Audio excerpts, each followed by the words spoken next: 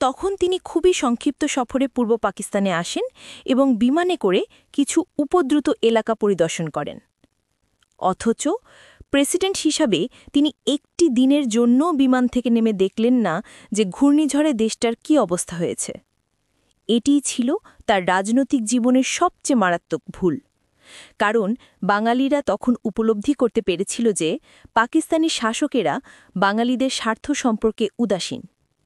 ৭০ সালের জাতীয় নির্বাচন ছিল বাংলাদেশ পাকিস্তান সম্পর্কের একটি ক্রান্তিলগ্ন।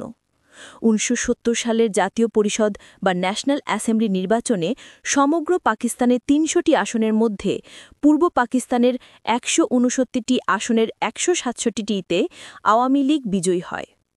পূর্ব পাকিস্তানে মুসলিম লীগ পরাজিত হওয়ার প্রধান কারণ মুসলিম লীগের কর্মকাণ্ডে বাংলাদেশের জনগণ চরমভাবে হতাশ হয়ে পড়েছিল। ১৯৭০ সালে সাধারণ নির্বাচনের সময় আমি পূর্ব পাকিস্তানে ছিলাম এবং আওয়ামী লীগকে ভোট দিই। ১৯৬৯ সালের ডিসেম্বর মাসে আমি গ্রুপ ক্যাপ্টেন পদে উন্নীত হই।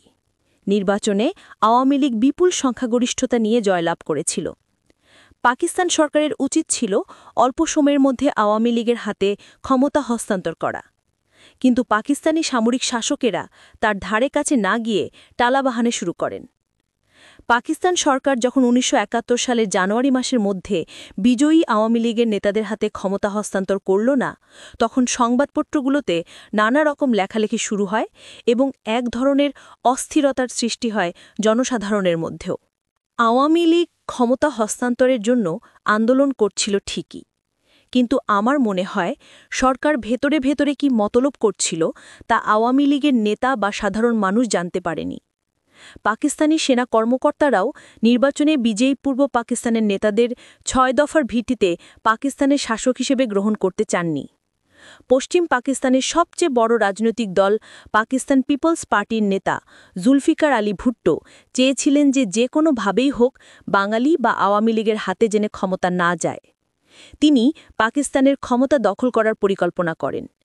এই উদ্দেশ্যে বাঙালি বিরোধী পাকিস্তানি সেনা কর্মকর্তাদের সঙ্গে ভুট্টো সাহেব একটি আতাত করেন। ভুট্টো সাহেব সেনা কর্মকর্তাদের আশ্বস্ত করে বলেন, আমি তোমাদের সঙ্গে আছি, তোমরা বাঙালিদের ৬ দফার ভিত্তিতে পাকিস্তান শাসন করার সুযোগ দিও না।